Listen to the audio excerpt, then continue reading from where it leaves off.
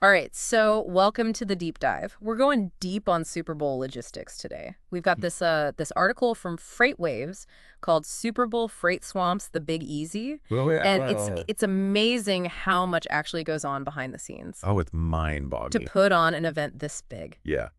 It's easy to get caught up, in the excitement of the game and, the players and all that, but the Mm. logistics are pretty amazing. The article mentions that something like 1.45 billion chicken wings are consumed during Super Bowl weekend. Wow. Like, can you imagine? I can't even fathom that. They said that's enough to fill 36,000 trucks Wow. with chicken wings. That's a lot of poultry. That's a lot of poultry. So Super Bowl this year is Super Bowl LIX, and it's taking place in New Orleans. Right.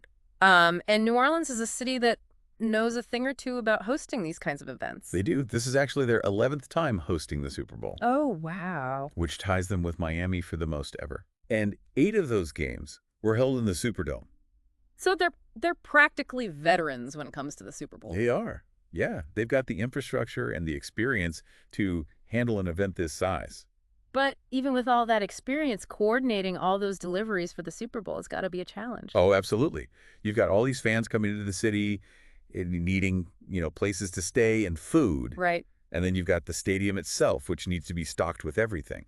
Food, beverages, the playing field. Yeah. The article even mentioned the halftime show, right? Oh, yeah. All that equipment for the halftime show has to be brought in and set up. It's like this perfectly choreographed dance, but instead of dancers, we've got, trucks, trains, planes. Exactly. It's a massive logistical operation. Yeah. And everything has to move in sync. The article actually goes into some of the data from a company called Truck Stop, Oh, yeah. which tracks freight movement around the country. Yeah. They've got some really interesting insights into Super Bowl logistics. And they said there is this complex web of over 240 freight lanes that funnel goods into New Orleans. Right. It's basically like a network of highways for trucks. Okay, so we're not just talking about local deliveries. We're talking about a national network that's bringing everything into New Orleans. Exactly. It's a nationwide effort to get everything to the Super Bowl.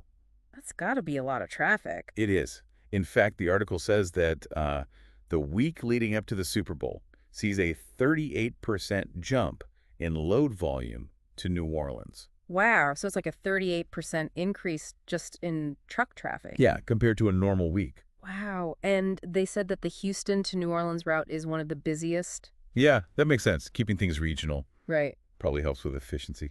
Yeah, but I'm guessing not everything can be sourced locally. Oh, no, of course not. The article mentioned that Newark, New Jersey is another major contributor. Okay. So you've got stuff coming in from all over the country. Wow, so we've got all this freight coming into New Orleans, but it's not just a matter of throwing everything into any old truck, right? Right. Different types of cargo require different types of trucks. Yeah, like what kind of trucks are we talking about? Well, the article breaks it down, and it's pretty interesting. Flatbed trucks are leading the way. Really? Yeah, they're handling about 33% of the inbound loads. What are they bringing in on the flatbeds? Probably bulky items like stage components or maybe even construction materials for temporary structures. Okay.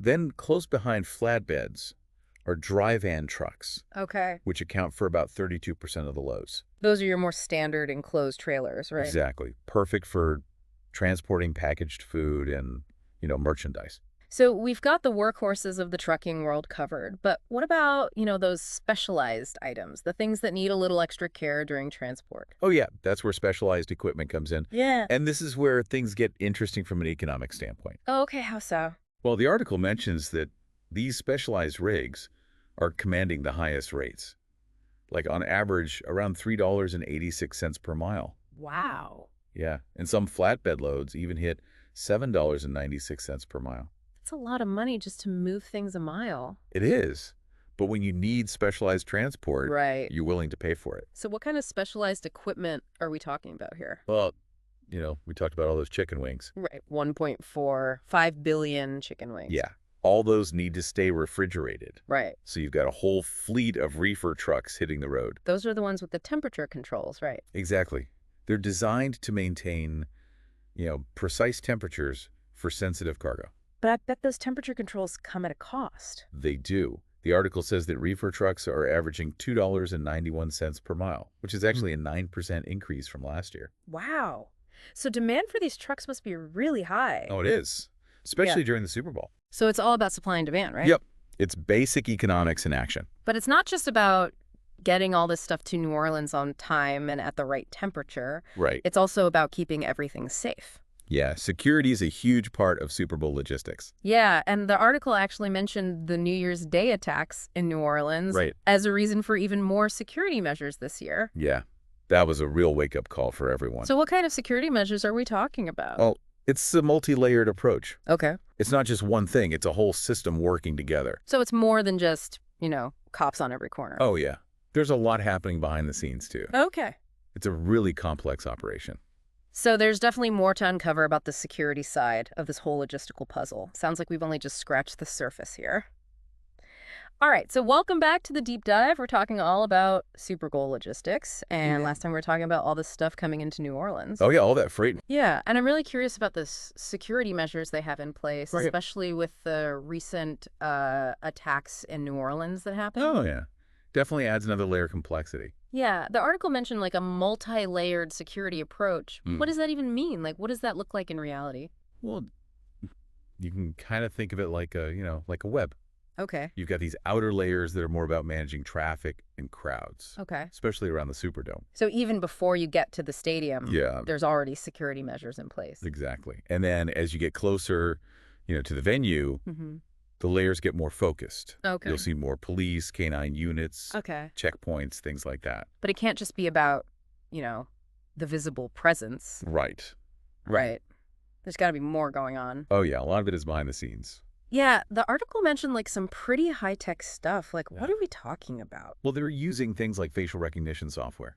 Oh, wow. Which helps identify potential threats. Okay. And then they've got drones that are providing aerial surveillance. Oh, so they can get a bird's eye view of everything. Exactly. And then really sophisticated communication systems. Okay. So that everyone can coordinate in real time. So it's like this whole network of people and technology. Exactly. It's really impressive how they bring it all together. It's way more than just security guards and metal detectors. Yeah, technology plays a huge role these days. Yeah, and they really have to be prepared for anything. It's a Right. huge event with a lot of people. Yeah, the stakes are really high.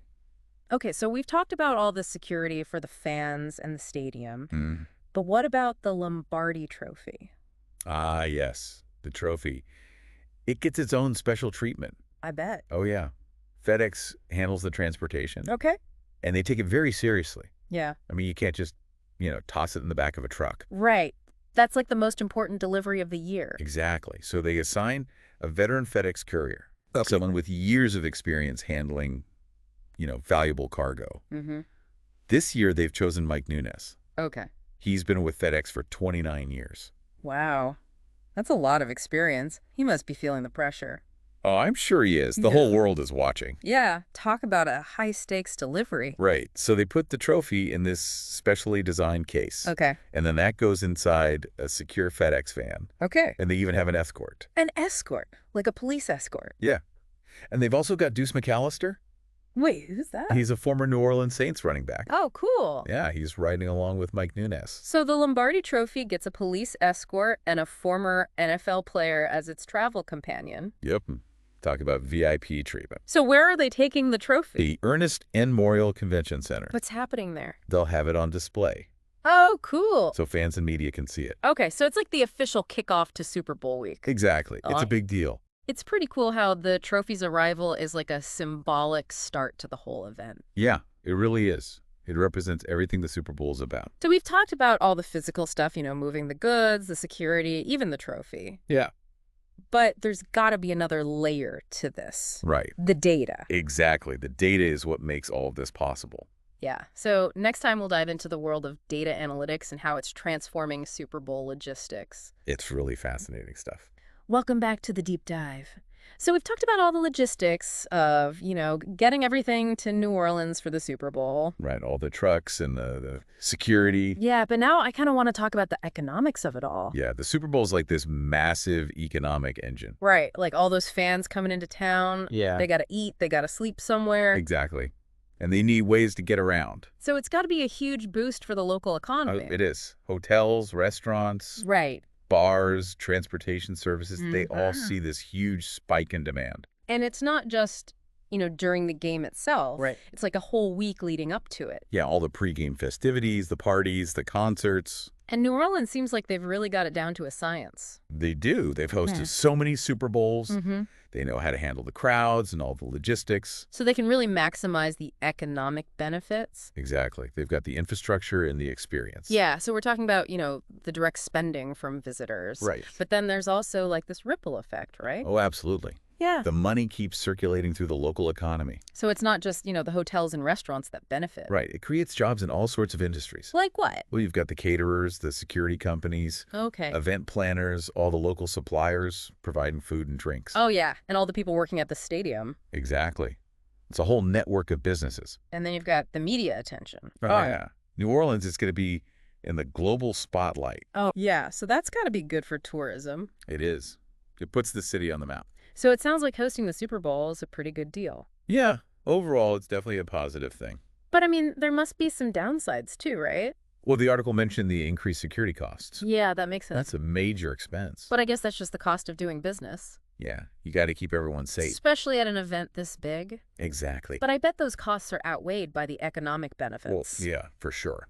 It's like an investment It is. in the city's future. Exactly. It creates jobs, supports local businesses. It's pretty amazing how the Super Bowl goes way beyond just the game itself. Yeah, it's a cultural phenomenon. So as we wrap up this deep dive, I'm kind of curious about the future of Super Bowl logistics. Yeah. What's next? Look, what's going to change in the years to come? Well, one thing that's really interesting is the role of technology. Oh, yeah, like the data analytics we talked about. Exactly. They're using data to optimize routes. Track shipments in real time, even adjust pricing based on demand. So it's making everything more efficient. Yeah, and it's only going to get more sophisticated. Yeah, who knows what the Super Bowl will look like in 10 years. Right. Maybe we'll have self-driving trucks delivering those chicken wings. Or drones dropping off snacks to tailgaters. It's exciting to think about. Well, I think it's time for us to wrap things up. Okay. But thanks for joining us on this deep dive into Super Bowl logistics. It's been fun. And next time you're watching the big game, Yeah. take a minute to think about all the work that goes into making it happen. All the planning and coordination. Yeah, it's pretty incredible. It is. So until next time, keep exploring. And keep diving deep.